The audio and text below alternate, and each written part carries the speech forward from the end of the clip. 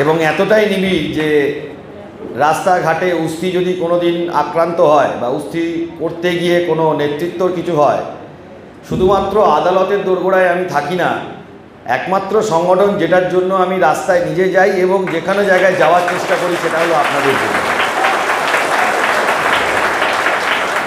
আপনারা যে পরিমাণ করেন, আমার আপনাদের সকলকে প্রণাম যে আপনারা শিক্ষক এবং শিক্ষিকা। আমাকে আপনার ছোট ভাই এই হিসাবে নেবেন যে আমার তরফ থেকে যদি কোনো ভুল হয়, শিক্ষক যেরকম অভিভাবক, আপনারাও আমার অভিভাবক, যদি কোনো ভুল ত্রুটি কোনো সময় কিছু হয় ভবিষ্যতে সেটাকেও আপনারা দেখে আমাকে শিখিয়ে দেবেন, কারণ আপনারাই সমাজটাকে তৈরি করছেন। আর আপনারা যখন সামাজিক কাজ করছেন শুধু শিক্ষকতা ছাড়া, সেইটা সমাজের কল্যাণে করছেন। একটু আগে আমি বাঁকুড়ার যিনি সভাপতি ছিলেন তিনি বলছিলেন, হঠাৎ করে একদিন ভাস্করদা আমাকে ফোন করলেন, ফোন করে বললেন যে একটা ব্লাড ডোনেশনের জন্য মামলা করতে হবে। বললাম কেন, ব্লাড ডোনেশন করতে দেবে না কেন? বলে না, আমাদের ডিপিএসসির যে হলটা ওইটা চেয়ারম্যান বলছে যে কিছুতে করতে দেবো না, সেইটা মানে এর জন্য আমাকে মামলা করতে হবে। খুবই খারাপ লাগলো। তো যাই হোক, মামলাটা করলাম। আশ্চর্যের বিষয়, উনি একটু আগে বলছিলেন এই ব্লাড ডোনেশন ক্যাম্প আটকানোর জন্য তারা ডিভিশন বেঞ্চে মামলা করলো এবং রাতারাতি লিভ নিয়ে আলটিমেটলি কিছু করতে পারলো না। আলটিমেটলি উস্তি জিতলো।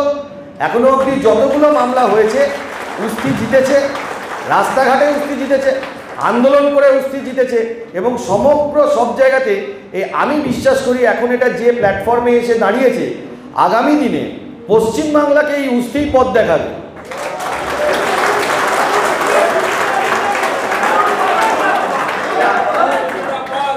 আরও একটা বিষয়, আপনাদের এই যে সংঘবদ্ধতা, ডাকলে সবাই ছুটে আসা, একে অপরের প্রতি ভালোবাসা, যে কোনো সুখে দুঃখে আপদে বিপদে দাঁড়িয়ে পড়া, এটার জন্যই আজকে সবথেকে বড় সাফল্য। এরকম জিনিস আমি কোনো জায়গাতে দেখিনি। বিভিন্ন রাজনৈতিক সমাবেশে গেছি, বিভিন্ন অরাজনৈতিক সমাবেশে গেছি, বিভিন্ন কাজে গেছি, কিন্তু আপনাদের এই যে নিজেদের বন্ডিং, এই বন্ডিংয়ের জন্য আজকে উস্তি পশ্চিমবাংলার, আমি শুধু প্রাইমারি টিচার্স ওয়েলফেয়ার অ্যাসোসিয়েশন বলবো না, একটা বড় বৃহত্তর একটি সামাজিক সংগঠনে রূপান্তরিত হয়েছে। এবং আরও একটা কথা বলতে চাই, এই যে সংগ্রামী যৌথ মঞ্চ, এই সংগ্রামী যৌথ মঞ্চটাকে তো উস্তি ধরে রেখেছে। উস্তি ছাড়া তো কেউ সংগ্রামী যৌথ মঞ্চকে ধরে রাখতে পারছে না। বাকি যে অ্যাসোসিয়েশনগুলো এগিয়ে এসেছে, সংগ্রামী যৌথ মঞ্চ একটা বড় প্ল্যাটফর্ম তৈরি হয়েছে। সেই বড় প্ল্যাটফর্মটা তৈরি হওয়ার মূল কারণই কিন্তু উস্তি।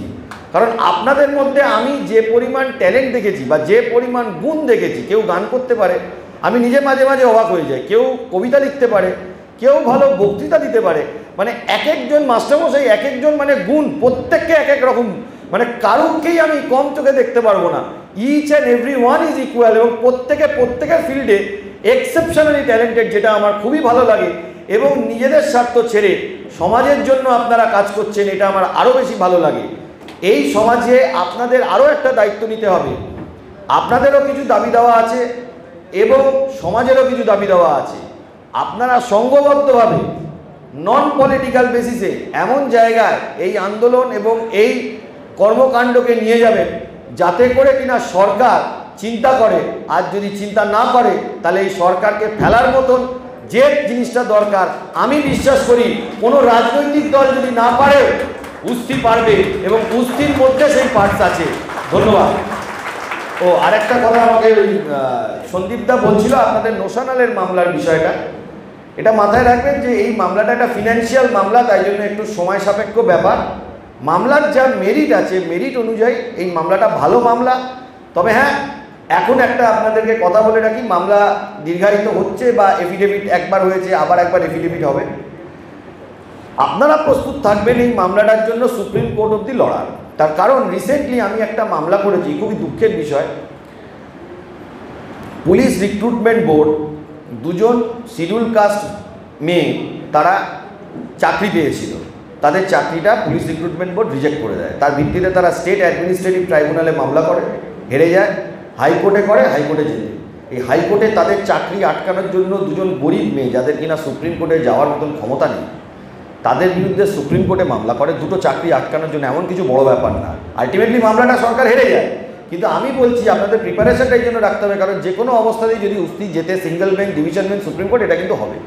আর হ্যাঁ, ফাইন্যান্সিয়াল ম্যাটার একটু সময় লাগে, ডিএ নিয়ে আন্দোলন বা মামলা নিয়ে আপনারা বুঝেছেন, এফিডেভিট আছে, কিছুটা সময় লাগবে। আশা করি এখানেও উস্তি ভালো ফল করবে।